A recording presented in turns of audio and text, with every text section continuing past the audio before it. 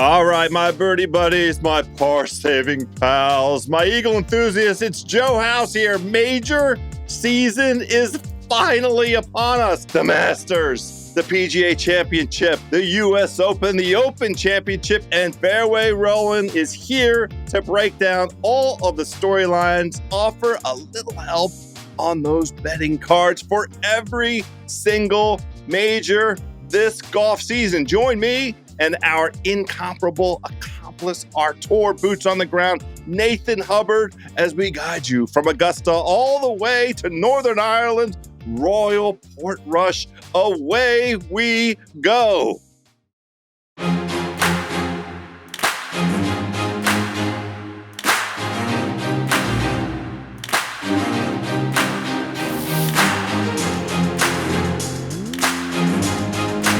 Welcome to the Ringer NFL show. Sheil Kapadia here with Steven Ruiz and Diante Lee. It is draft week. The rumors are flying. What do we actually believe? We're going to talk about that. And then a little throwback to the regular season. We've got draft props.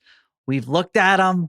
We got some long shots potentially. We're going to bring back the props contest from the regular season if you were a listener then. And we'll pick out a few each and see how we do, see who can be victorious in this contest at the end of draft weekend. Diante, are you ready to unload all of your final draft thoughts as we count down to Thursday night?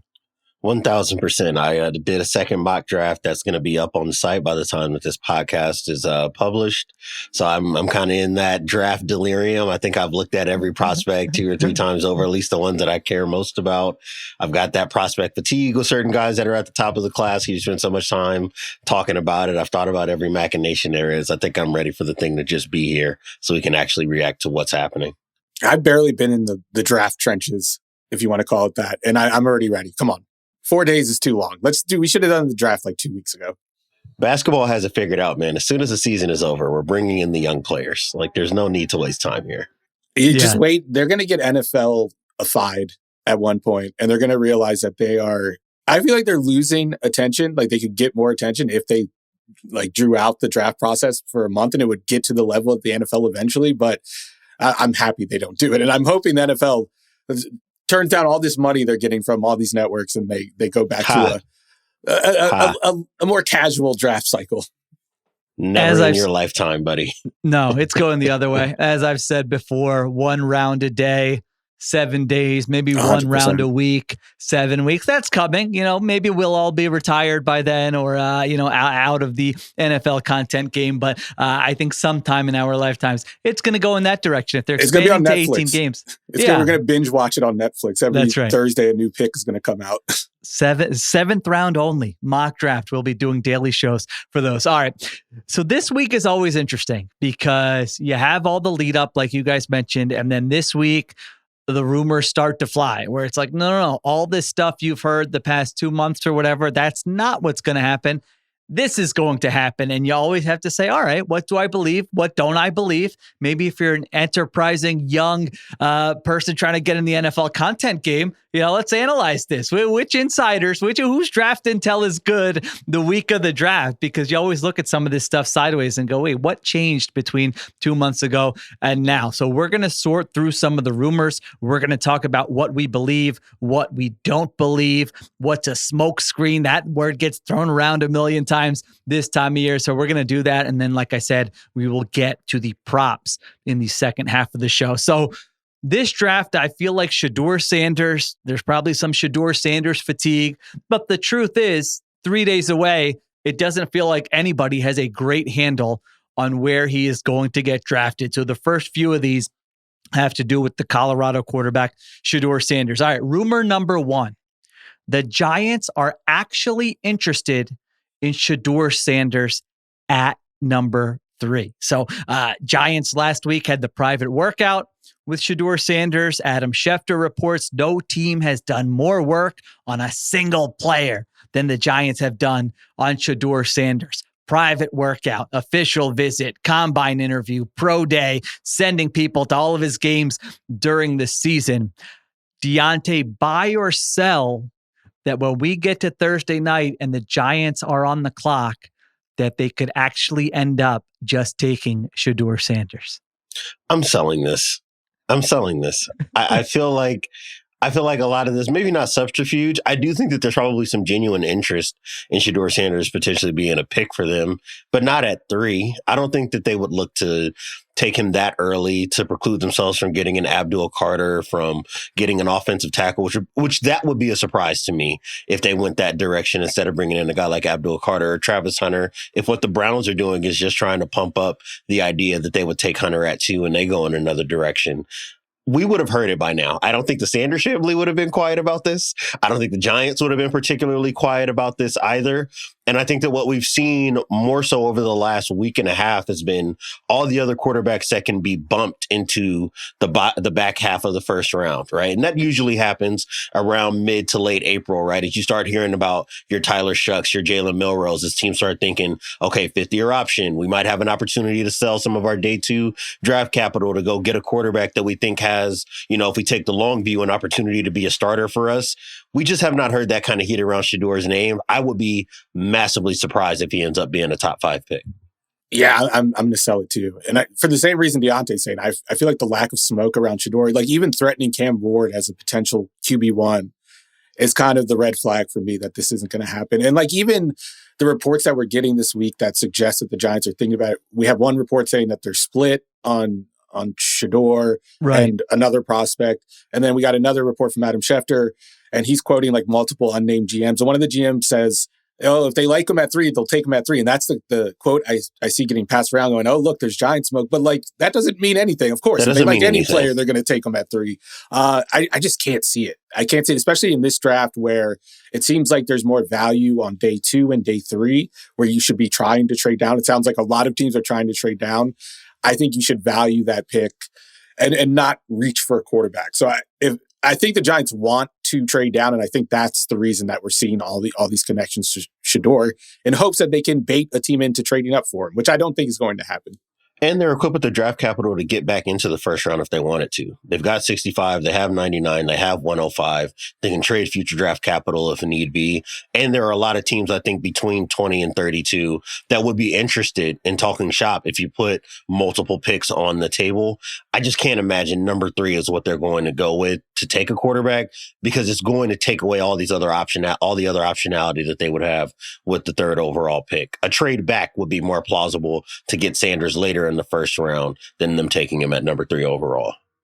All right, we're all on the same page, I think, with the Shedeur Sanders stuff to the Giants. The report Ruiz mentioned where Adam Schefter says there's not a consensus in the building about Shedeur Sanders. I was trying to just figure out what could that potentially mean. Is this Joe Schoen saying, I got to throw a Hail Mary here? Like maybe if he ends up like CJ Stroud or Jaden Daniels as a rookie, all of a sudden it's the only way to save my job. Is it ownership saying, all right, but we've had this process and we don't really like him that much. We have to look out for the long-term interests of the franchise. I don't know. Is someone like Brian Daboll saying, no, there's other quarterbacks who I like later who will be just as good as Shedeur Sanders for me immediately. But those are some of the balls in the air, which goes back to them keeping Shane and Daboll. It just feels like, yes. Why did they do that? This feels like a time to have a clean break where if you had a new GM and a new coach, you would just have clear eyes about this thing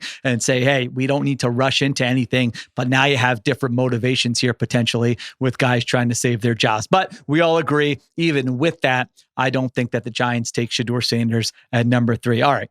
So sticking with Shedeur Sanders, you got the other extreme here. All right. So he doesn't go at 3. Some speculation. Maybe he doesn't even get drafted in the first round. Maybe a team like the Cleveland Browns or the New York Giants, to Diante's point, they think about trading back into the first, and we'll get to those possibilities eventually here during this discussion. But maybe they sit back and say, we don't need to do that. Shedeur Sanders is not going to get taken in the first round. Ruiz, do you think that's possible, that the disinterest in Shedeur Sanders has gone that far that he could still be on the board when we start the draft on Friday? I mean, I do think it's possible. And I think you're hearing talk suggesting that Jackson Dart could even surpass him as QB2. And when you look at their profiles and you look at the quarterbacks that tend to get drafted in the first round, Jackson Dart's profile looks more like a first-round prospect than Shedeur Sanders. He's younger than him. He's bigger than him. He has a stronger arm than him. I could see NFL teams kind of falling in love with him as a prospect, depending on how his interviews go. If he nailed his interviews, I think there's not a question in my mind that he might go, or that he will go ahead of Shedeur Sanders on Thursday. Wow. Diante, what do you think? I'm selling this, but I do want to acknowledge it as plausible, right? And the reason why I'm selling this is that I'm more so in the camp that we're going to see several quarterbacks taken on the back end of the first round than I am the belief that it would just be like Cam Ward and then maybe a Jackson Dart or a Tyler Shuck or a Jalen Milroe leap them, because there are just so many teams that could use a quarterback, even on a flyer, right? That could jump into the back end of the first round. Cleveland is a team that has 3 picks between 33 and 100. They could very easily package something up to get in, to take a Shedeur Sanders if that's the direction that they want it to go. Seattle, if they wanted to have a plan already in the building at quarterback, right? They could look at Shedeur and say, all right, if Pittsburgh's not interested, if Cleveland's not interested, and Philadelphia or Kansas City or Buffalo are okay with taking a step back in the draft order, we might be able to jump in and get a 5th-year option on a guy because we know he's not going to be starting in year 1 or year 2 anyways, and we can get an honest evaluation of him and not be up against it contract-wise the way the Packers were with Jordan Love last offseason, right? So I think that that's more of a possibility than anything. I do think that it's telling for as far as the conversation about Shedeur that you hear him much closer to Jackson Dart, Tyler Shuck, Jalen Milroe. And the debates are, okay, what are the ceilings of these guys? And are those ceilings high enough to justify them leaping over a guy like Shedeur Sanders, who I think the NFL maybe looks at as more of like a known commodity coming into the league, right? That he's going wherever you think his floor is at, his ceiling is just as, if not more limited, right? As a quarterback, because he doesn't have physical tools and because some of the passing profile doesn't necessarily portend towards him being an elite level quarterback. Right. So I think that's an interesting thought, but I do think ultimately I'd sell this and that multiple guys end up going between 20 and 32. I do wonder how the 5th-year option kind of plays into this, because we have like a glut of teams drafting at the top of the second round that need a quarterback that won't be able to get one at the top of the first round, obviously. So they could trade back, but you also have the Browns at 33 that's the first pick of the second day. They theoretically could stay there and get the second quarterback if they wanted to, but I just don't think that's going to, with them looming there, their pick looming, I think we are going to see teams try to jump in. But I wonder if like that's even an advantage to have the 5th-year option at this point where it's guaranteed now, where before you could pick it up. If the guy doesn't play well in his 4th year, you just let him go for his 5th year. That's not a possibility now. And you're kind of locking yourself into that 5th year with a quarterback that you didn't feel strongly enough about to draft at the top of the first round. I don't know if I would want to do that if I were a team. Yeah, but at that point, you have 3 years of, 3 years of information on the player before you have to make that decision. So I think teams would probably still look at that and say, hopefully we would know by that point. You're right. I mean, if it's a team that's just taking him, not as a luxury pick, but yeah, they're like, hey, Diante mentioned a team like Seattle where you're not going to play him right away. Then, you have a point. You might get to that, after 3 years and be like, we don't know. We don't know what this guy is, right? Yeah. But if you're a team that's like, no, we believe he's going to come in and play right away, then that's when it becomes an advantage there. So I think I'm more with Diante. I just think that at some point someone will say, hey, even if we think he's a solid average starter and we can put him in a good infrastructure and the desperation with quarterbacks, all those things, that someone will take him in the first round. But that would be quite the story if he falls all the way out of the first and is still there on day 2 of the draft. All right, next one here. We're sticking with quarterback, and this is a good jumping off point to some of the things you guys just mentioned. Do we get a Michael Penix-like surprise or a Bo Nix-like surprise with a different quarterback, maybe other than Shedeur Sanders, going higher than expected? So some of the names out there, you just mentioned it. Some teams could have Jackson Dart from Ole Miss over Shedeur Sanders. Per Adam Schefter, some teams have Tyler Shuck rated as their top quarterback in the draft over Cam Ward, the 26-year-old rookie. Where are my Brandon Whedon people out there who remember that back in the day? So he's another one there. I mean, there was a Jalen Milroe, Pittsburgh Steelers dinner or something that got out there. Does someone look at him and say, hey, he's toolsy. Maybe he's got the most upside of all these kind of second. Got invited to the draft too. The league invited him to the draft. Got invited to the draft. So maybe someone looks at him and says, hey, we're not going to play him right away, but if we want to bank on some upside here, and he should draw some Jalen Hurts comparisons that, hey, if we build a team around him, we can do some different things with the right coordinator with Jalen Milroe. Diante, your thoughts on whether the story Thursday night could potentially be, hey, one of these other quarterbacks went, let's say, in the top 15 when nobody was predicting that? I do think it's possible. I think you have to look at New Orleans, right, with a bit of a raised eyebrow because it's not exactly clear what their draft plans are. I think that they've been kind of poking around all these quarterbacks, and they're in an interesting position. It's kind of a pivot point in the top half of the first round because they're not a team that has to take a quarterback. They could go best player available.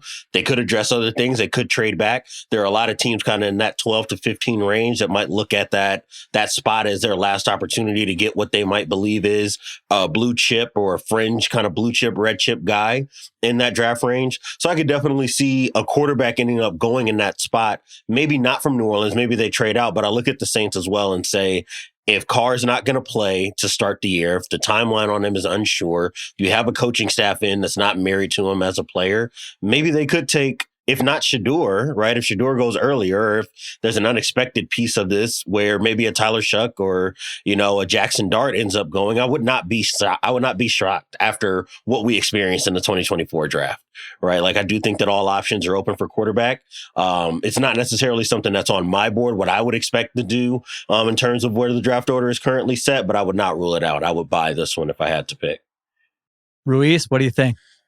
I think I'm going to sell it. It just seems like the league at large is low on this draft class. I saw like an anonymous quote in a Schefter report saying that Cam Ward would have been the 7th quarterback in last year's class. Yeah, I was like, sheesh. It is nonsense. I cannot believe that that's the case, considering his profile as a prospect. But it does seem like the league is low on them. And I do wonder if we have this grouping, this cluster of quarterbacks below Cam Ward. I do wonder if that kind of pushes them all down. It's kind of like the opposite of a rising tide raises all boats type situation where teams are like, we could just draft the guy, the QB3 in the second round. So we don't need to take QB2 right now.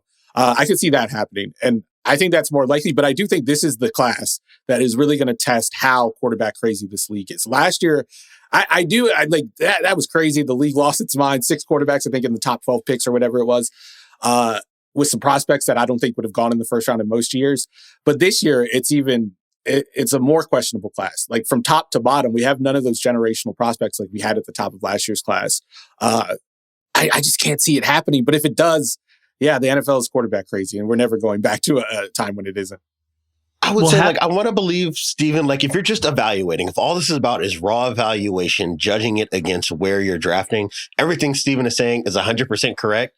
The issue is that if you just go back over the last decade, it's just not founded in any draft. Even the ones where they swear up and down that they're not in love with quarterbacks. I think about the Dwayne Haskins, Daniel Jones draft. Nobody was really in love with those guys coming into the league. And then you look up and they both go in the top 16 of the draft, right? Like I would say the Kenny Pickett, the EJ Manuel years, those are much more of the anomalies than they are the norm. And what we know of the NFL is even if the teams in the top 16 right now aren't projected to take quarterbacks, there's always going to be a team that's desperate enough to get in the mix if they think that their guy isn't going to make it to the second round, to the 25th pick, et cetera, just using those as raw examples. Like, I don't believe for a second that there's enough discipline in the NFL for an owner to sit back and say, we'll wait until pick 40, whatever, to see if this quarterback lands here. That's not the way the draft works. Teams are going to be aggressive if they feel like that's the only opportunity to get a potential starter at this position. What qualifies as appendix, though? Like, how high do they have to go for it to qualify? I mean, I think if a non-Shedeur Ward guy goes in the top 15, that would be the story of Thursday night, right? If that happens, honestly, top 20, I would be top 20. Shocked. Okay, I think that's fair. Yeah. Okay, so identify the team then. Like, what's the team that's going to have you like hands on the head, surrender cobraing? All right, let me give you some. Okay, so. Well, I land with Diante, where the sort of analytical part of my brain was with Ruiz, where it's like, no, I don't think so. But then the factors of, I think some teams will look at last year and go. Everyone made fun of the Everybody got Broncos a with starter. Bo Nix, and they got to the playoffs. And hey, Michael Penix, all right, it was a weird process, but I bet they're happy they have Ruiz. I know this isn't me, just to be clear. I'm saying I could see NFL teams thinking like this, that, hey, Michael Penix was a bad process at the time, but they're pretty happy they have Michael Penix now versus Kirk Cousins. So maybe those are the lessons they will take from that. And so I look at some of the quarterback desperate teams. I also look at the rest of the positions in this draft and the premium positions like offensive tackle, edge, defensive tackle, corner. I see a lot of players with more question marks than usual in the top 20 of this draft, where I say, I like this player, but I like this player, but you can see how it wouldn't work out with some of these guys, maybe more so than previous years where you just felt like you have cleaner prospects in the top 20. So I think you add those things up, and I do think we are going to be in store for a surprise in the top 20. So Diante asked for teams. Now maybe it's a team that trades back in, as we mentioned, a team like the Browns or the Giants trading back in. The Saints at 9 are a wild card. The Steelers at 21 do not have a quarterback on their roster. And then the true ones that I think would be, whoa, type deals. You have to look at the Raiders. I think maybe they trade down. I don't think they're going to do it, but I'm just saying, Geno Smith is 34 years old. The Seahawks, I think you have to look at. They had Russell Wilson in his prime, and they were looking at quarterbacks. Now, John Schneider hasn't consistently acted on that impulse, but they were certainly looking at quarterbacks even when they felt like they had one. And Right. Sam Darnold, it's a 1-year commitment. So that is a team I'm looking at if we have a surprise. And then I think if we go down a little further into the first round, would the Los Angeles Rams look at this and say, look at them too, we're going year to year with Stafford, we got a good infrastructure in place. At some point, we need to have a plan for post Stafford. Hey, Sean McVay really likes quarterback X and thinks he can work with him. Now, I think McVay's preference is probably to just work with veteran quarterbacks the rest of his life, but who knows? That could be another one. So I don't know. Did I miss any teams that are on your guys' radar? I have two that are totally unexpected. This is not me saying that I've talked to anybody. This is not me saying that I expect this. But I look at the Jets and I'm like, they don't have any reason not to. They genuinely have no reason not to. And you can still tell Justin Fields, these next 2 years are your 2 years if you prove that you deserve those 2 years. We're not necessarily bringing this guy to come take your job right now. This is a plan for 2030 for the New York Jets, right? I think that would make a lot of sense. And again, I hate doing this because I get so many Colts fans who hit me up and they're like, what's your deal, bro? We're all upset too, but what's your deal? I just look at the Colts at 14.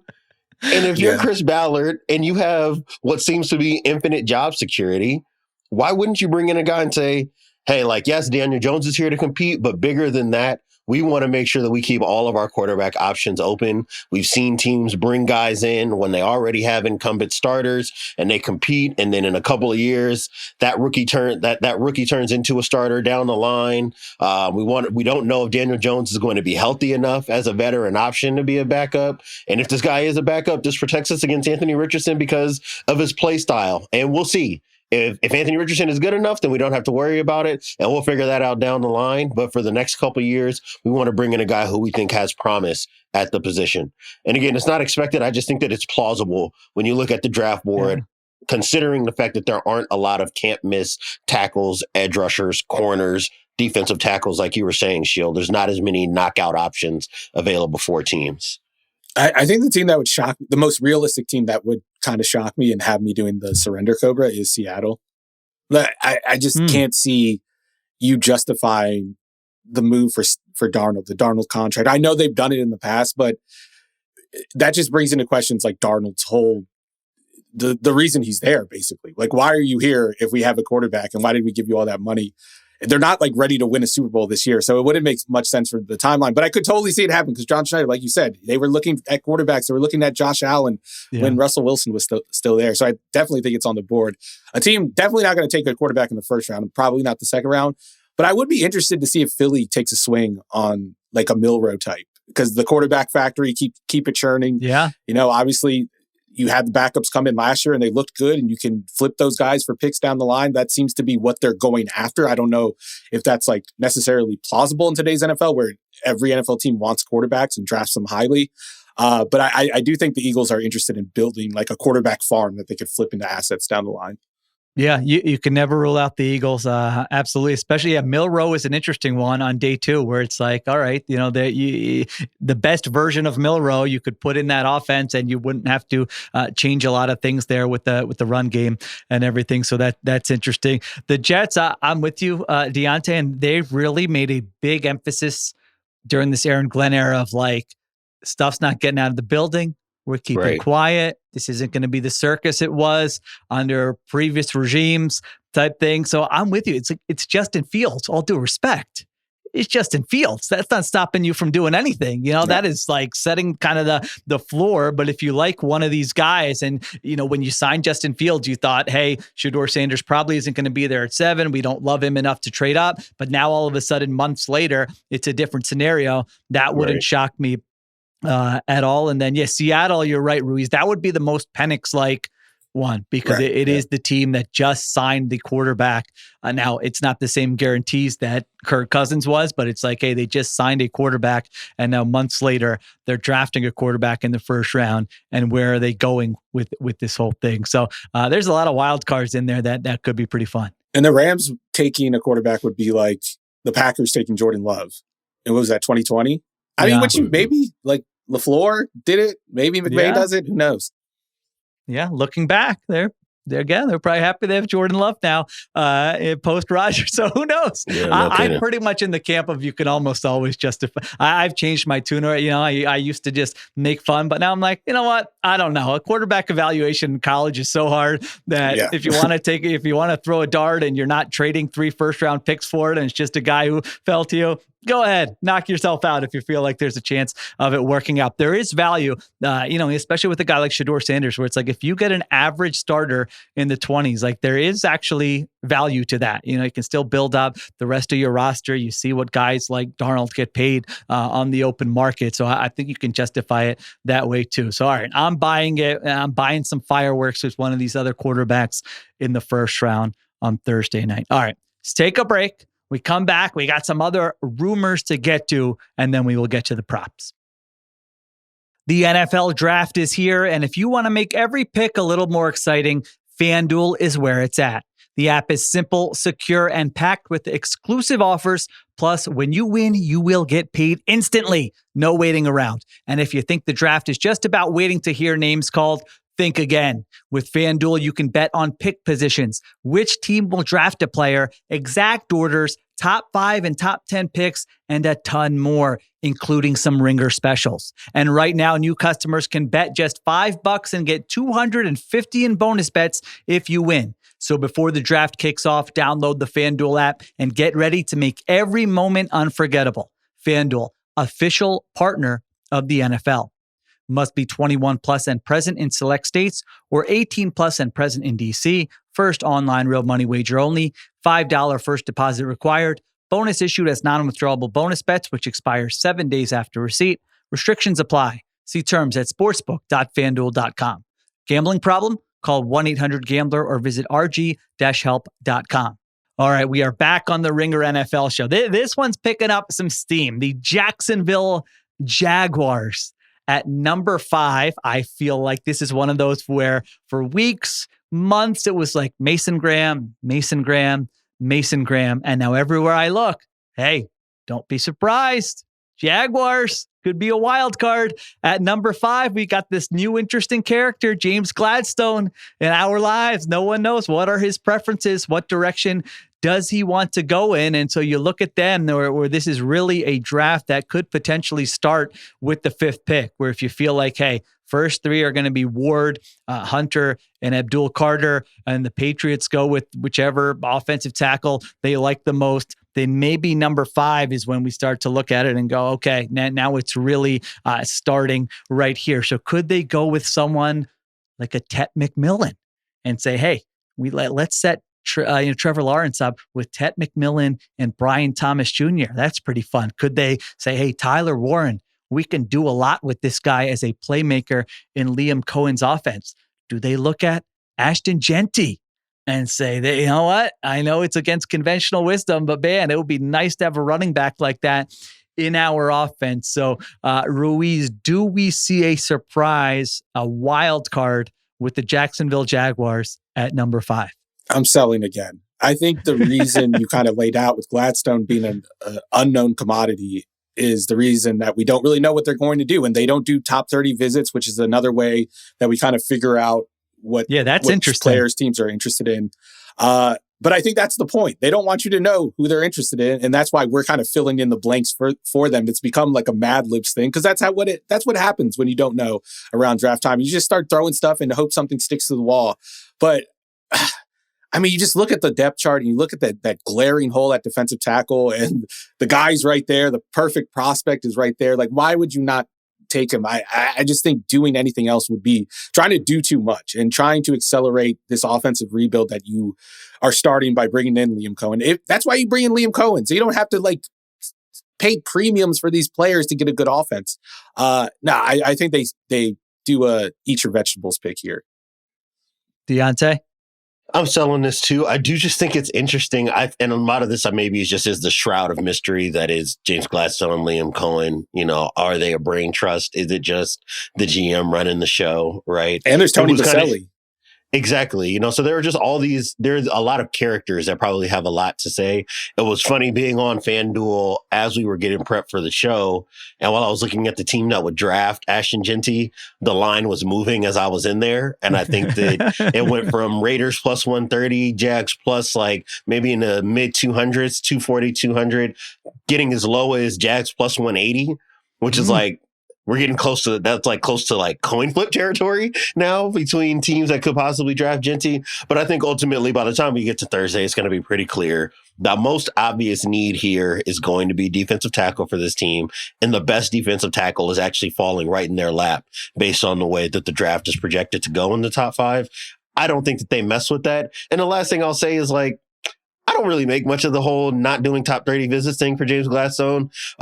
Jordan Rodriguez of The Athletic kind of talks about how Les Snead does that with the Rams. I think that that's maybe just being borrowed there. Also something that I think is a lot easier to do in Los Angeles, where a lot of guys might kind of be local or within that 50-mile radius of LA County, you know, or where their facility is located at, and you can bring guys in. And maybe that's something you can do in Jacksonville, right? Because there are a lot of Florida prospects who are around, so you can kind of bring them in, you know, because their high school is close by, or you can go to their high school where they're working out, or you can send scouts out for a day, which is something else that Les Snead did with the Rams before Gladstone moved over. So I don't make much of it. I think that this is just a lot of mystery that's going to be much ado about nothing by the time Thursday gets here. It's probably Mason Graham. Yeah, the Rams would have like I think it was assistant to the GM travel around and kind of interview the players at their school rather than bringing them into their facility. And Gladstone has like a similar guy in his front office. I don't know if he's doing the same job. His name's Charlie Stone. I don't know if he's doing that same job, but I do think that, I don't think that means much either. I think you just get a different look at them. They say they don't want it to bias their evaluations of these players. I don't think it makes a difference either way, but I do think that's the reason, because the top 30 visits get reported to the NFL. That's how they get leaked out. And the Jaguars don't want that to happen. That's why we don't know anything about who they're visiting with.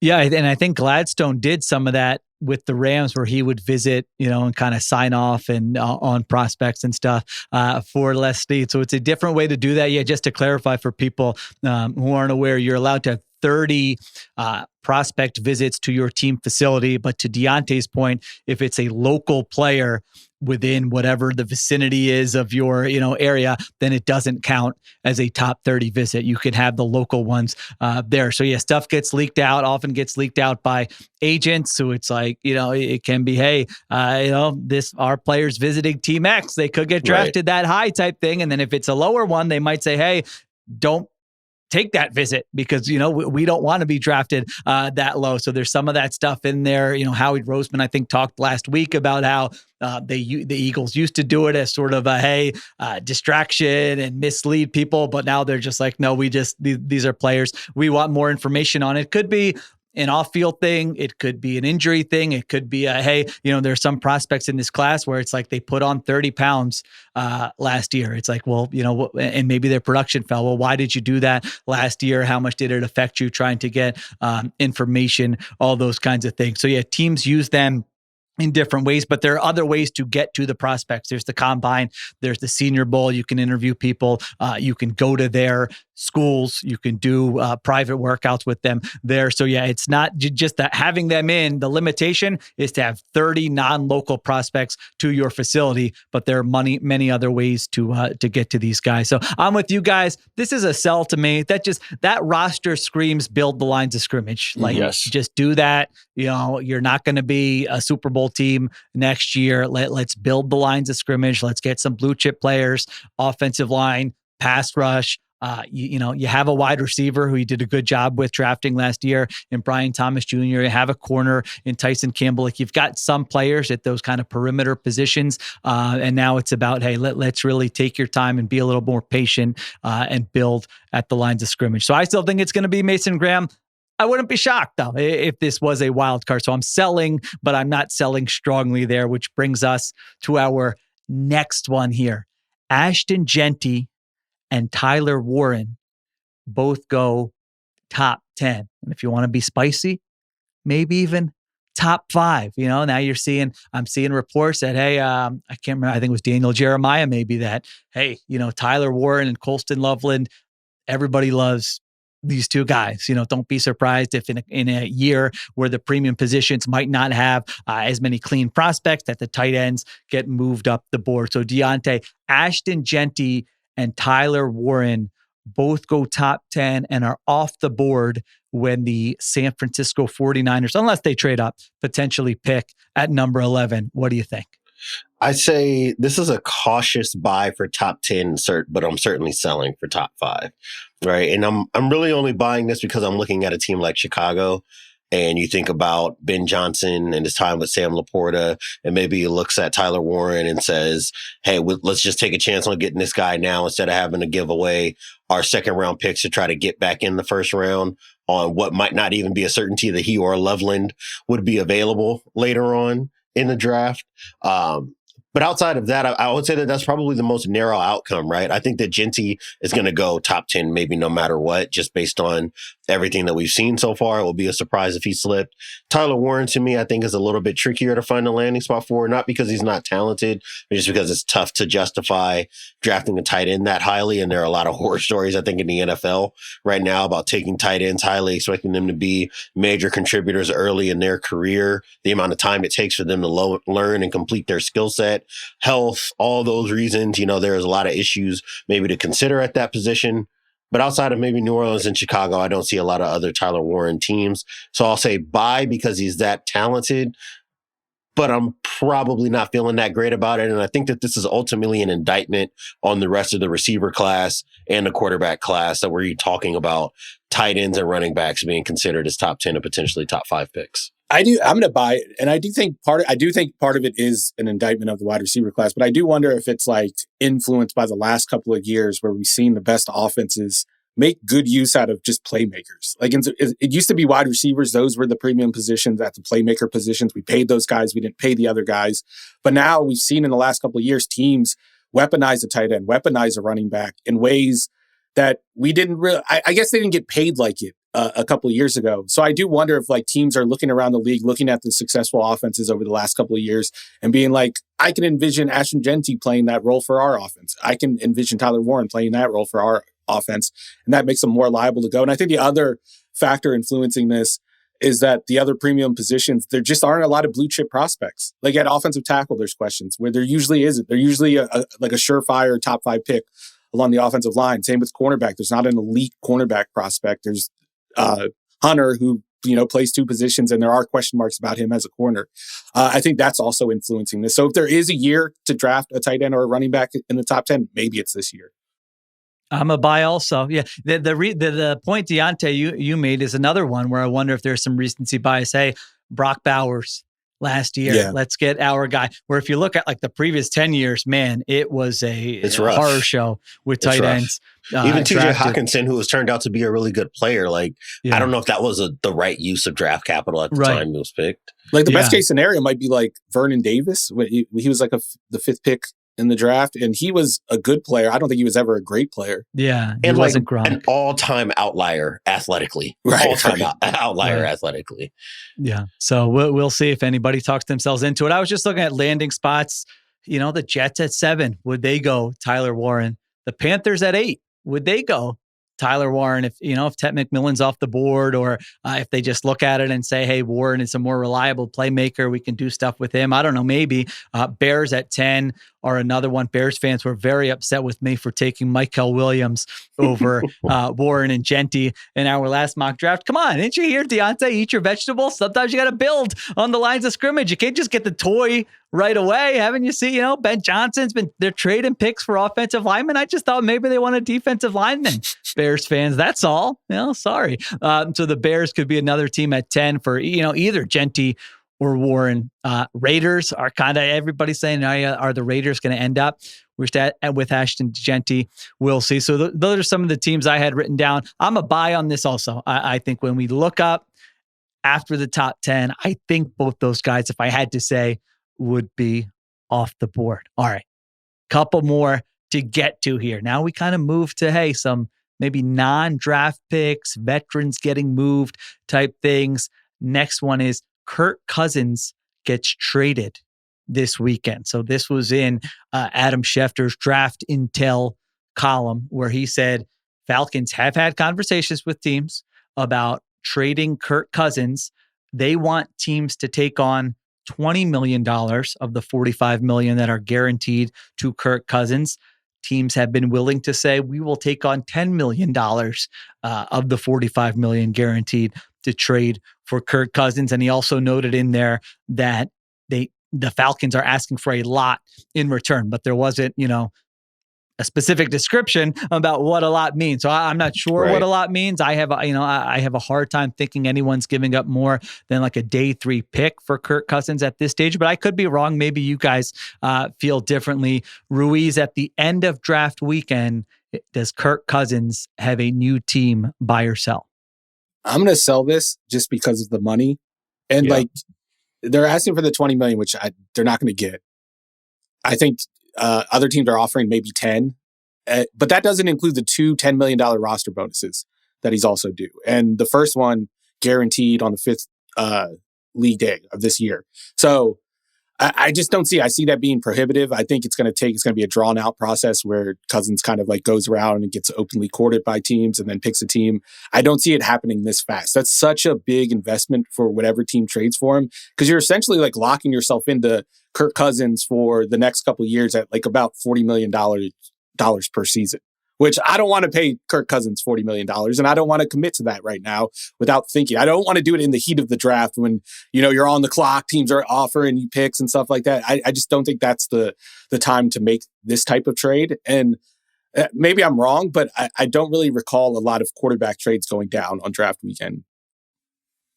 Diante, what do you think? I'm selling it because the numbers are just a little too disparate for me. And then when you consider the roster bonuses that Steven was mentioning, if you're talking about $40 million, that's essentially what Matt Stafford's being paid right now on an average basis. And you're not getting Matt Stafford level play out of Kirk Cousins in 2025. You're not getting can take you down to the wire against the best team in the playoffs type of quarterback in Kirk Cousins. He's never been that. If it's $10 million that you're eating as a team, and then you think about those roster bonuses, now you're talking somewhere around like Baker Mayfield, Sam Darnold, Geno Smith, which is like wild card-esque type of quarterback, right? A guy who might be able to get you in the dance if he's healthy and playing at his best. That's the kind of dice roll you'd be taking on a Kirk Cousins. But yeah, $20 million.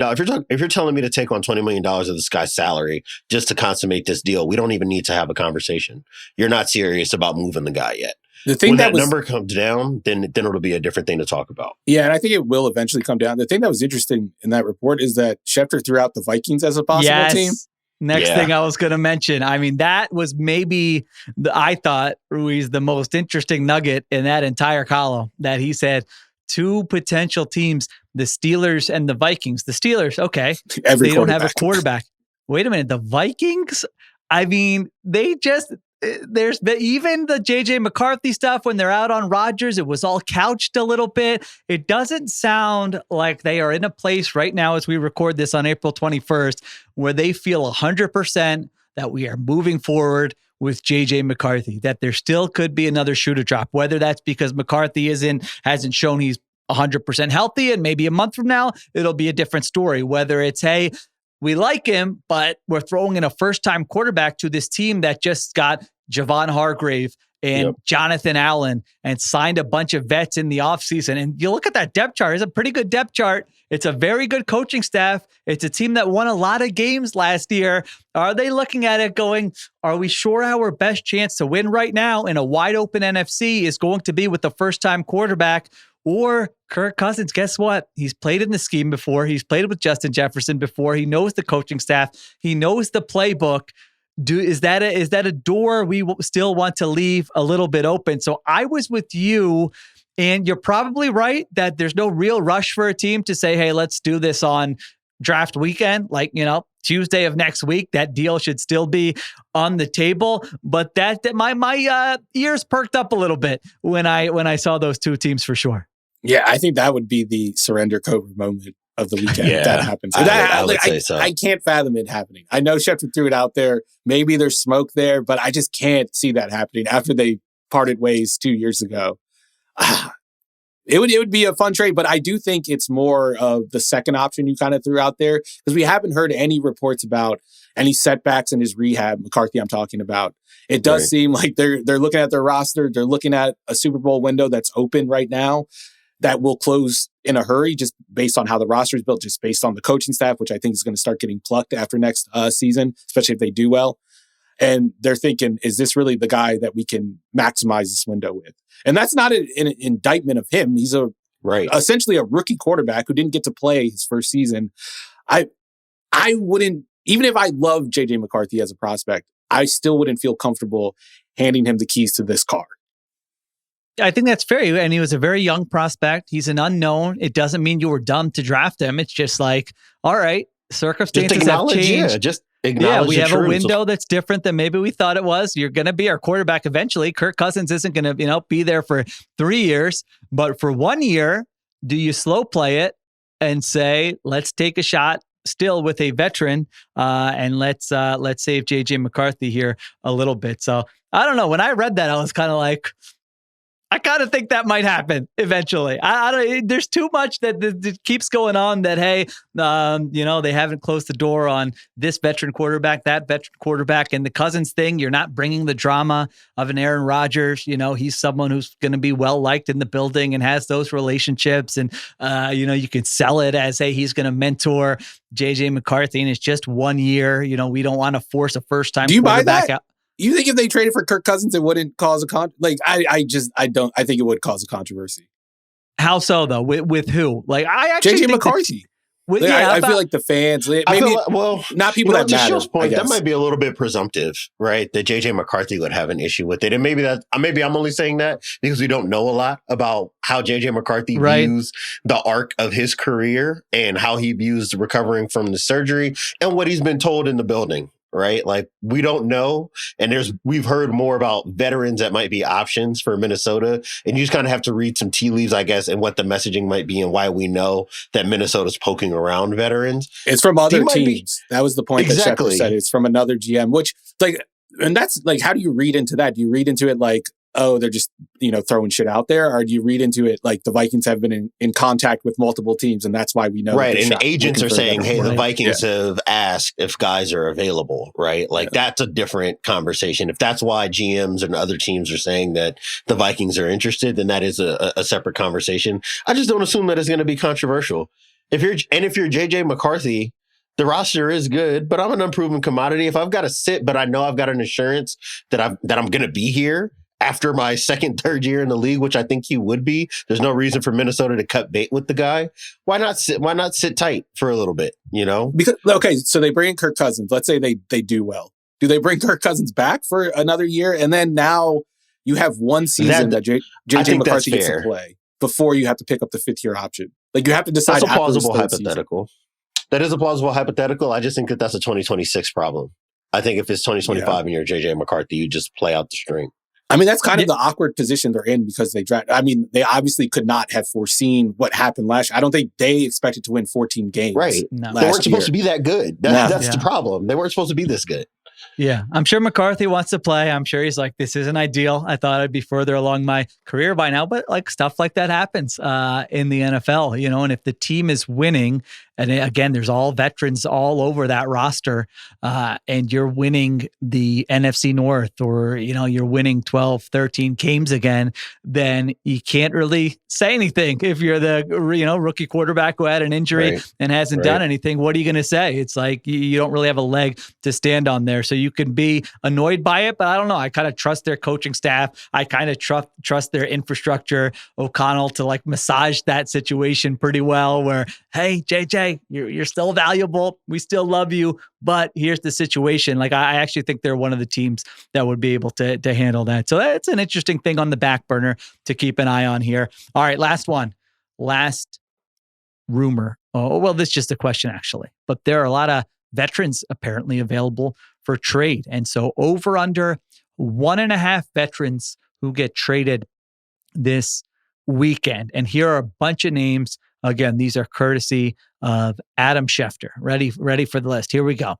Will Levis, Treylon Burks, wide receiver Titans, former first-round pick, Kayvon Thibodeau, and Evan Neal from the New York Giants, which I just feel like that's a great example of don't be too confident in your draft opinions this weekend. I mean, those were two guys who were taken 5 and 7. I'll raise my hand. I was saying the Giants did well here, you know, addressed the lines of scrimmage on both sides of the ball. These both seem like good prospects. And here we are a few years later, and they're both on the trade block, according to Adam Schefter.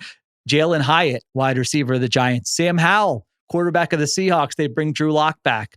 Tyree Wilson, former first-round pick, edge rusher from the Raiders. This one surprised me a little bit. Maybe I just have missed it, but Greg Newsome, the cornerback from the Browns. My eyebrows. Right? Yeah, I didn't know. I thought they were pretty happy with Greg Newsome, but maybe I'm wrong there.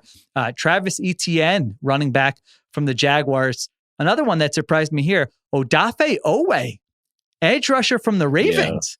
It's like, that's just the available? Ravens business, though. That's what they do. They just churn out edge rushers and they I guess so, off. Yeah. I mean, they spent a first-round pick on him, and he had coming off a pretty good year last year. I thought that one surprised me. George Pickens did not surprise me. Wide receiver of the Steelers. Rashad White, running back, Bucks. Keyshawn Butte, Patriots wide receiver. And then some of the better-known veterans here, Jalen Ramsey, Jair Alexander, Kirk Cousins we mentioned, Dallas Goedert, we mentioned on a recent show. Mark Andrews of the Ravens. Eric DaCosta was asked about him and did not make it sound like he's definitely coming back. And then Trey Hendrickson, who we had as a trade to the Detroit Lions in our last mock draft. Ruiz, what do you think? Over, under 1.5 of those players, or maybe you have other ones in mind who get traded on draft weekend? I'm going way over. I think we get at least 3 or 4. And I think that's just the way that we've seen NFL front offices move more often recently. We see more players getting traded in the last couple of years. And these are, I don't know if any of these players are going to fetch like a monster deal. I don't think it's going to like, you know, break the internet if any of these guys get traded. But like Mark Andrews is the one that I think would move the needle the most in terms of like the league landscape and contenders, depending on where he ended up. I do think it's going to affect Baltimore's offense in a way if he's not on the team next year. But I do think they can kind of overcome not having him. We've seen him miss time the last couple of years. He obviously had the unfortunate drop against Buffalo in the playoff game. I wouldn't be surprised if they move on from him, especially with Isaiah likely, you know, ascending over the last couple of years. Chargers? I'm trying to look for a team for Mark Andrews. You got Greg Chargers Roman was there. the first team I thought of. Okay. All right. I think if Loveland goes, or if Tyler Warren goes early, and now maybe Indianapolis is looking at Loveland as their next best option to address tight end, and now there's no top guy on the board, I could see them bringing in Mark Andrews. All right. So maybe Los Angeles, maybe the Rams. Like I do wonder if they would hesitate to trade him within the conference. The Chargers, maybe they don't view the Chargers as like an imminent threat. Direct. Yeah. I don't know. All right. Diante, you're over too on this group. I mean, you were coming in with the trades hot and heavy during the mock, so I assume you're over on this. I do expect it. I think that this is also, again, a function of this draft, because there's not a lot of big time difference making talent, at least as it projects now. I think that there are going to be teams that are going to be interested in bringing in vets on short-term deals where you're not going to have to part with a ton of draft capital. Like Steven said, I don't think that any of these things are going to be mind-melting deals. I think that Trey Hendrickson might end up being like the hottest commodity, and that's on the assumption that Cincinnati doesn't work anything out. And you look at some of the older guys, I do think there's a lot of, if they were going to stay with the team that they're with, they would have been extended already, especially when you look at Goddard and Andrews, right? I think if they were going to stick around, they would have been extended already. They wouldn't be approaching the end of their deals as is. So I do expect them to be moved over the weekend, if not on day one of the draft. And then there are the surprises that you kind of pointed out, Sheil, right? Like Odafe Owe, I would not expect him to be moved. I think that that's a valuable piece for the Ravens, because they don't, even though they do a good job of developing edge rushing talent, they've done such a good job at taking their time with Owe and getting him to a level where he was really productive on against the run and as a true pass rusher. I couldn't imagine parting ways with him now when it looks like he's approaching his peak. And the same with Greg Newsome. Greg Newsome, to me, if you move a guy like that, it's because you're taking Travis Hunter and you just want to play him at outside corner, and you don't want to play around with your corner rotation and trying to figure out who's going to be they a like nickel. him, Hunter, as a wide receiver. Exactly, I mean, that could change, makes it confusing. Yeah. That's part of the reason why I was confused in looking at him, is like Andrew Berry just said that they've looked at Travis Hunter as a receiver, and he said that earlier in the draft process as well. So that would be a little bit of a surprise. I think that he would fetch some interesting draft capital back if that's what Cleveland is prioritizing in this class. But the rest of the guys, I don't expect them to do anything or bring back anything that would change the course of the league, right? Kayvon Thibodeau could be a bat swing for a team like Detroit if they don't want to overspend to bring in a guy like Hendrickson. You might be able to get a couple years of decent play, and I think he can be a secondary edge rusher. But outside of those guys, there's really not a whole lot here. I don't think George Pickens nets a bunch in a trade either. I think maybe outside of the names I just mentioned, the biggest surprise is that Sam Howell is still on a rookie deal. I feel like I've watched a lot of Sam Howell over the last couple of years. I don't know why I thought that he was on his second contract already. Yeah. They gave up, a 4th round pick for Sam Howell, right? Right. The Owe thing, now that I'm looking at it, like, he may have the most trade value of any of those guys I just mentioned. I mean, he is 26 years old. He's coming off a 10 sack, 23 hit season last year. He's playing 2025 on his 5th year option. So at least for 1 year, you get him at a reasonable price. I guess the thinking there from the Ravens would be, we're seeing some of these edge rushers, what they're getting. We don't want to pay him that for 2026 and beyond. We don't view him as that type of cornerstone player. So let's get something for him now. So, I mean, listen, Schefter's not getting that out of nowhere. Maybe that's hey, let's test the waters a little bit and let's get, let's throw this out there and let's see what kind of calls we get, before the draft. But I would say Owe and Greg Newsome, those were the two that kind of surprised me there. The Pickens one would be interesting. But if I'm a team, I would let the Steelers deal with that problem, just see how it plays out and just wait for We'll come back to this to the deadline. And I feel like the Steelers have a long history of dealing with troublemaking wide receivers and then leaving Pittsburgh and being even worse in other places. So that's a them problem. That's a Mike Tomlin problem.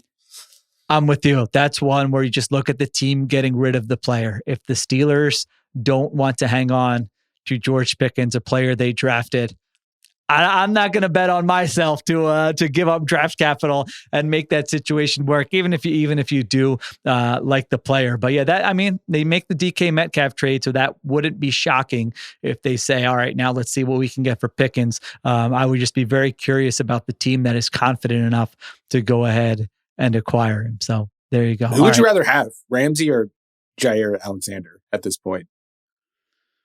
Ramsey, because or I Newsome. think I can convert. Newsome in there, I guess. Well, Newsome is number one on that list. Yeah, I would take Newsome for sure. Newsome is number one on that list, but after that, I would say Ramsey because I would try to pitch him on moving to safety. Yeah. That's interesting. Jair Alexander, I was looking at the age, entering his age 28 season. Yeah, has only played 14 games the last 2 seasons here. And the Ramsey safety thing, that's interesting, entering his age 31 season, but has been way more durable here over the last 3, 4, 5 seasons. So if you're I feel like contending team, veteran defensive coordinator who says, I got a plan for him, he's going to help us for a year here, maybe 2 years here. Yeah, Baltimore. That's what I was thinking. It's going to happen eventually. Man, you could just see that. If you're Baltimore and you got a day three pick that you can send over, you can bring in Jalen Ramsey. Hey, you play free safety next to Kyle Hamilton. I wouldn't hate that. I want that to happen now. I wouldn't hate that at all. Yeah, they would figure out. Yeah, that's a good one. I like that one quite a bit. All right, so we are thinking we're going to see some trades. We're all going over on 1.5. Some of these veterans get. This is a long list. I feel like most years we don't have a list like this days before the draft where we're saying these are all the guys that are out there via a national reporter that could potentially get traded. So that seems like it could be a pretty big storyline this week and throughout draft weekend. All right, let's take one more break. We come back and we will get to our props for the 2025 NFL draft. All right, we are back on the Ringer NFL show. All right, let's talk through the rules. Do we have any rules here? Is this, are we still going minus 120 or better like we were during the season? We can do that. All mine are plus odds. So yeah, I'm going long shots. Yeah. So this is just, have fun with it. It's a one-time off-season thing. You can try to win, of course, but I might just go crazy plus 1,000 on some of these, looking at some of the ones I like. I got a long list ahead of me, so I need to figure out which ones I'm going to pick. So I'm not starting. Ruiz, you are the reigning champ from the regular season, so you get us started. Give us one prop that you like. All right, we have a natural segue from the OA discussion. I'm going to go Ravens plus 100 to draft a defensive lineman or edge with their first pick. I just think like they're in that range, the perfect range. You look at their top 30 visits and who they've been talking to, and it's a lot of guys that would be available in that range. And the one thing I will say, and this has nothing to do with my pick, one thing that raised my eyebrows with their top 30 visits, Ashton Jeanty was one of their visits. And he was really the only player in that like top 10 range that visited with them. I don't know. They did it for a reason. Maybe it was like one of those Howie things. That's weird. Why did they Maybe you're that? trying to motivate Derrick Henry to, you're like, hey, we're counting down the days. But that was interesting to me. I didn't see that. Wow. That is. I can't come up with a reason, Diante. I can't wrap my mind around that. It was the first one that was reported too. It was February 25th. It was like literally their first visit. Huh. I mean, you would have to trade up, obviously, like a massive trade up. Yeah, for something Ashton that's Jeanty. Very, very uncharacteristic of Baltimore. Yeah, that's a strange one. I don't know. Maybe they, sometimes you bring a guy in. I saw some report that some teams bringing guys in to then ask about their teammates or people they know. But Boise, if you have a Georgia guy or something, I could see that. Boise State, I don't know if you have a bunch of guys there that you're like, we need to get intel on. So that's an interesting one I did not see. All right, so Ravens, plus 100 to draft a defensive lineman or an edge rusher. I think that's pretty good. I mean, the other guy, when I'm going through these mocks that I always think about for the Ravens is if like Malachi Starks is, the best player available and everyone's going, the Ravens did it again. And how did everyone let him slip to the Ravens here late in the first round? But no, I think that's a good one. All right, Diante, what do you have? What's your first one? I've got a couple good value ones that I'll leave for the end. I'll go with, I guess, a little bit of longer odds, and it's going to be Luther Burden being a first-round pick at plus 230. I just look at the back end of the first round, and there are a lot of teams that could use a wide receiver like him to add a little bit of juice, right? Not expected, but if Minnesota thinks they can make an upgrade over Jalen Naylor, why wouldn't Luther Burden as a yak threat that would be an interesting wide receiver core. That would be exciting. If you're the Chargers and you like having Ladd as a flexible slot or outside option, Luther Burden allows you to maximize that versatility. Again, not expected because the Chargers just don't seem to prioritize wide receiver talent in that kind of way. But I look at, maybe even a Baltimore. You look at the Rams.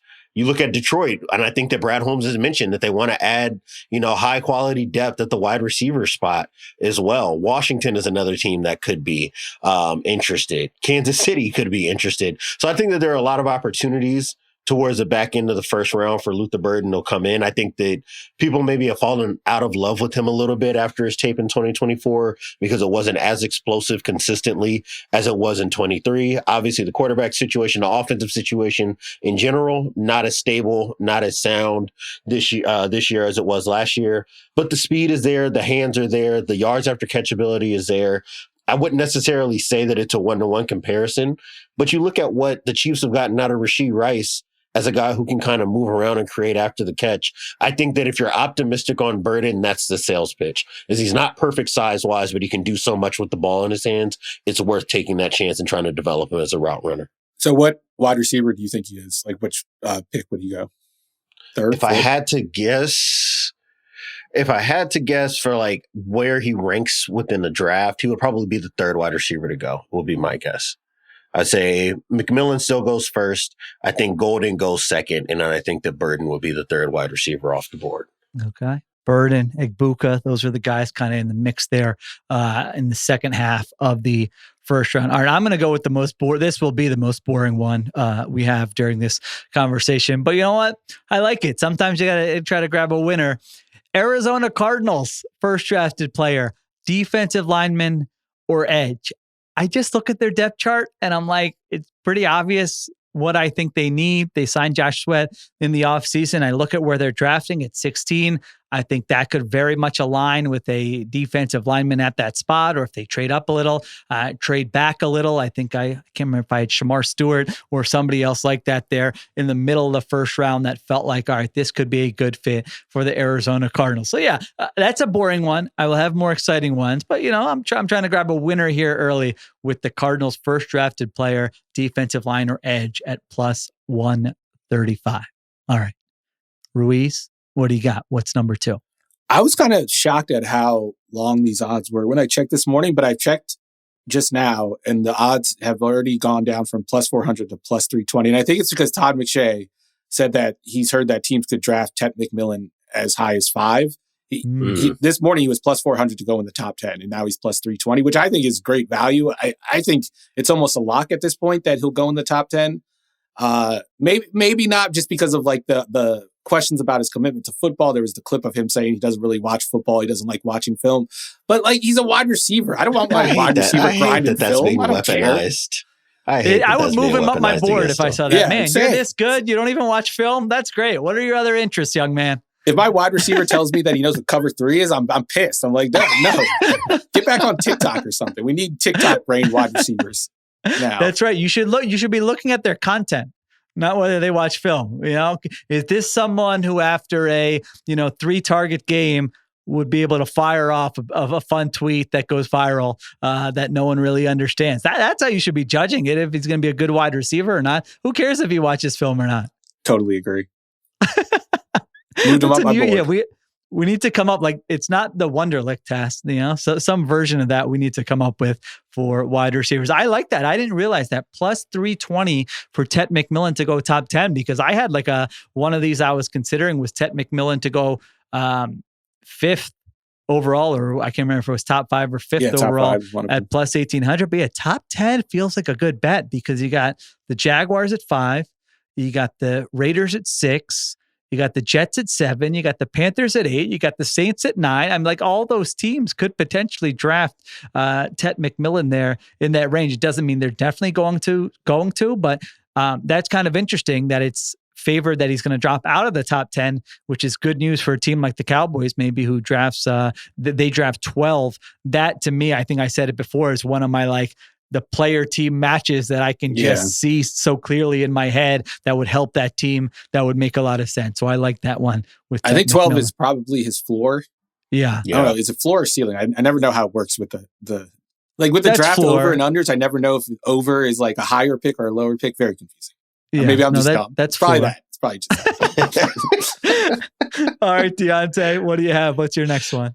I won't spend much time on this one. I'll actually probably jump to another one because I had the Jaguars taking Tetsuo McMillan. It was plus 1,000 when I was looking earlier. It's at plus 700 now. But still, if you're just looking at maximizing value, it would be a bit of a surprise. But I do think that there's some good value there.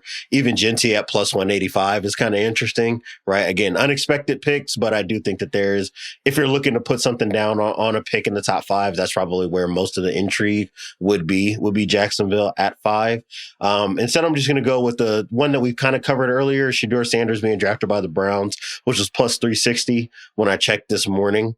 You look at the draft capital in the top 100. You look at the fact that they're at 33, so it's not going to be big time expense for them to move up to 30, 31, 32, assuming that Sanders drops that low. Even if they want to be more aggressive and try to get closer to 20, where they have a little bit more certainty of where he's going to be at, because a lot of the teams in the teens don't necessarily have a pressing quarterback need. I just think that Cleveland has all the machinations that they need in terms of draft capital and ways to kind of maneuver around to be able to make that work. And I think that will probably be a good management of draft resources for them, too. If you're able to bring in Travis Hunter at number 2, whether you look at him more as a receiver or corner, and you're able to take a swing at quarterback. I don't love Sanders' projection, what his ceiling might be in the pros, but I would be lying if I said that wasn't the right kind of management of draft resources for a team that has just lost so much blue chip talent and depth over the last 2 to 3 seasons because of what they had to give up to get Deshaun Watson and what the contract is going to be in terms of how it's going to preclude them building in the years to come. So, yeah, I think that Sanders as a Brown is something that should be considered plausible going into the draft. And I think that plus 360 is a good opportunity with what FanDuel's odds are right now. See, that's how you pick up a teammate right there. Because if I'm not mistaken, I totally forgot to address this one, buy or sell. Did we do that one in buy or sell? Or did we? I think we forgot to do that. I forgot to do that one. Okay, so there you go. Which is fine, but I think we covered Sanders twice. So there you go. No big Diante deal there. says, "All right, I'm not going to call Sheil out and say, Sheil, what are you doing, man? This was on the list. Plant the flag later. I'm just going to come back to it in the props. We'll get to the discussion, but I believe in transparency." And so I am the one accountable, take responsibility. We did not do that. That was one of our buy or sells. The Browns trade back into the first round for a quarterback after taking Travis Hunter at number 2. So there you go. Diante laid out the scenario very clearly there. They've got 10 picks. They've got the most draft capital in the NFL. They've got 4 picks in the top 100. So if he gets to the 20s, do they make a move and come back and get him? Diante says, maybe. Put a little lettuce on that prop there. All right.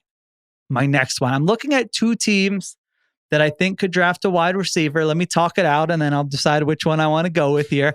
Broncos first drafted player wide receiver is plus 360. Now I see in all these mocks, Amari and Hampton, the running back from North Carolina, going to the Broncos at 20. I look at it and say, are we sure they wouldn't like a Matthew Golden or a Mecca Igbukah, or maybe a Luther Burden at that spot at 20 over a running back? So that's one I have in mind. But you know what? Let's go for even better odds.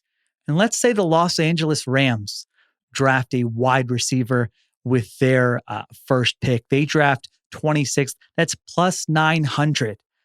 And Mecca Igbukah just kind of screams Rams, Sean McVay to me, professional wide receiver, come right in, pair him with Puka Nacua. Everyone's going, he's going to step right into the Cooper Kupp role and be good here. So I'm going to go Rams first drafted player, a wide receiver at plus 900 for my second prop there. I like that fit because not only does he do like the route running stuff and he can get open, he's a professional route runner, but he also blocks.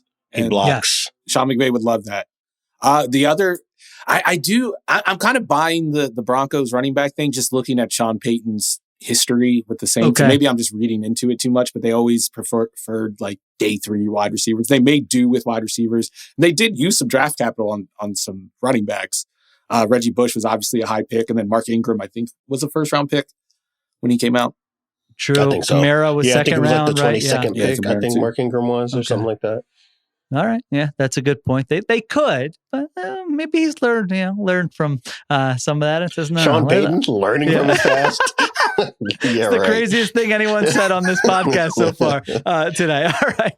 Last one, Ruiz. What is your third prop? What do you got?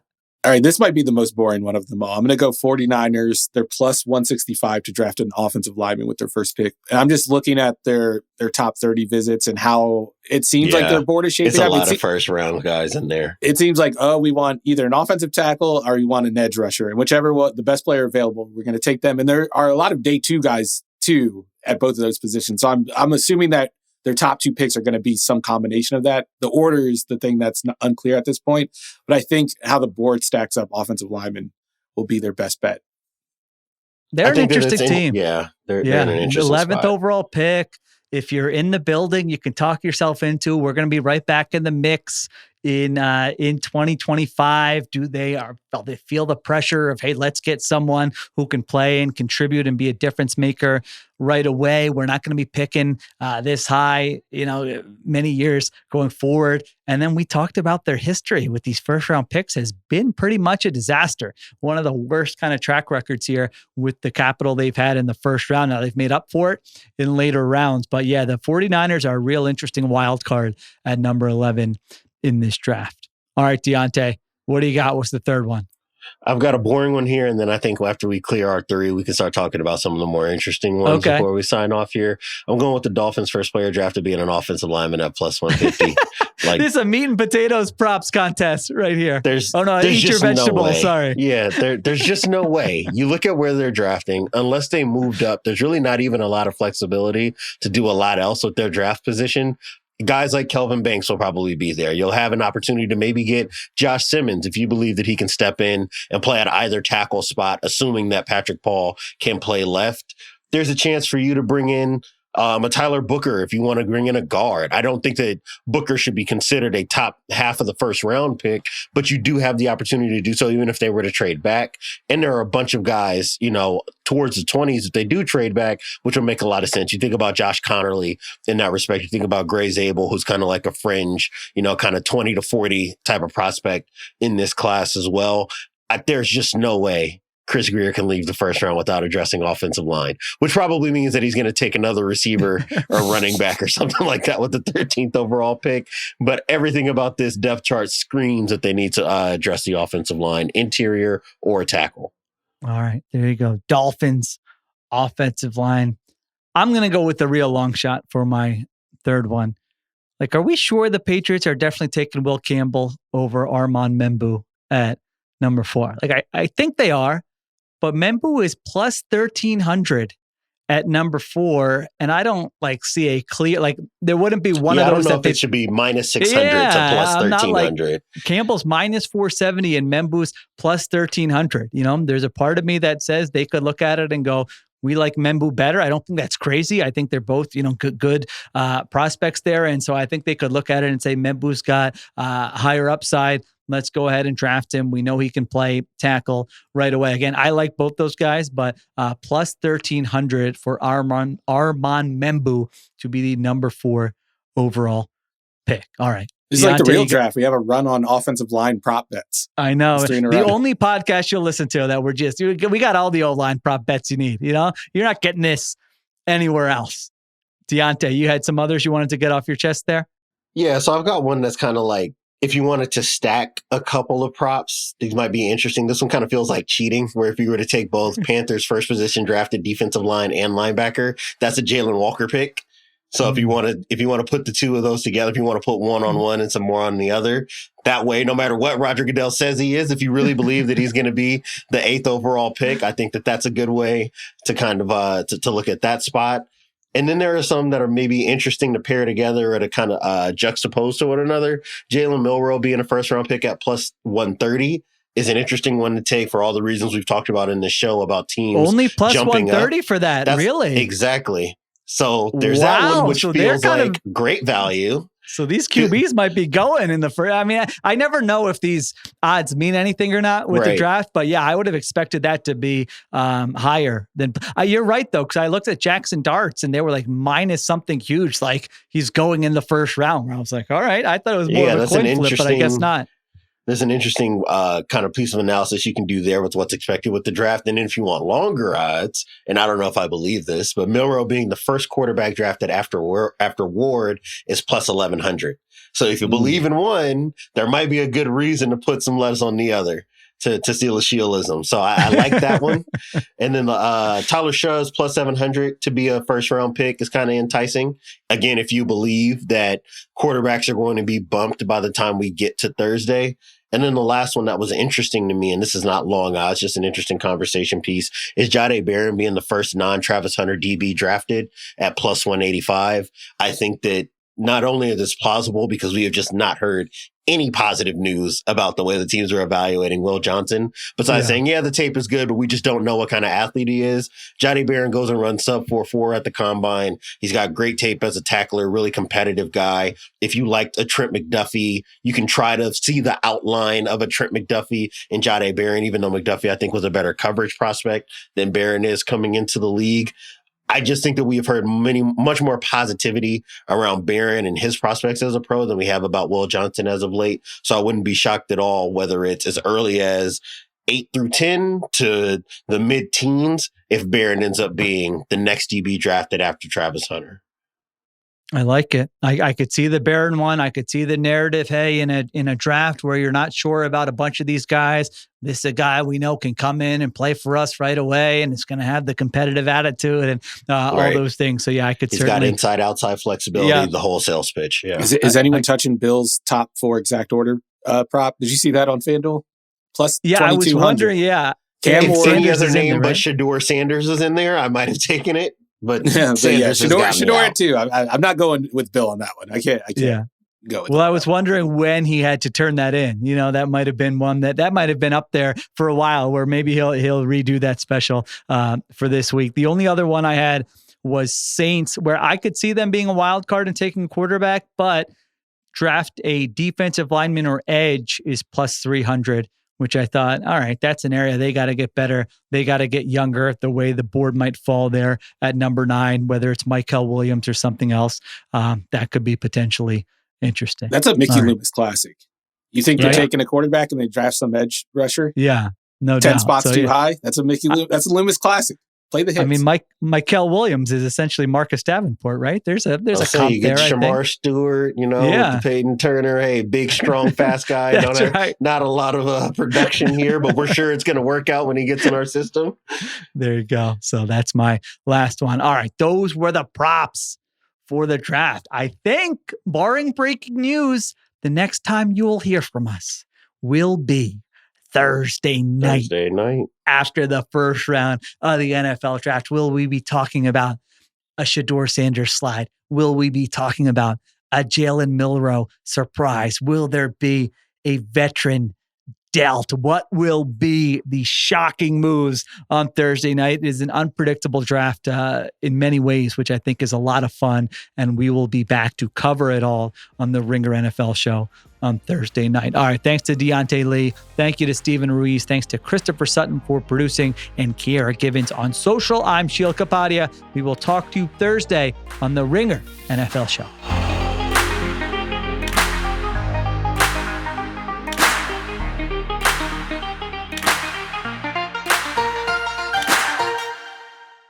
Must be 21 plus and present in select states. For Kansas, in affiliation with Kansas Star Casino, or 18 plus and present in D.C. Gambling problem? Call 1-800-GAMBLER or visit rg-help.com. Call 1-888-789-7777 or visit ccpg.org/chat in Connecticut or visit mdgamblinghelp.org in Maryland. Hope is here. Visit gamblinghelplinema.org or call 800-327-5050 for 24/7 support in Massachusetts, or call 1-877-8-HOPE-NY or text HOPE-NY in New York.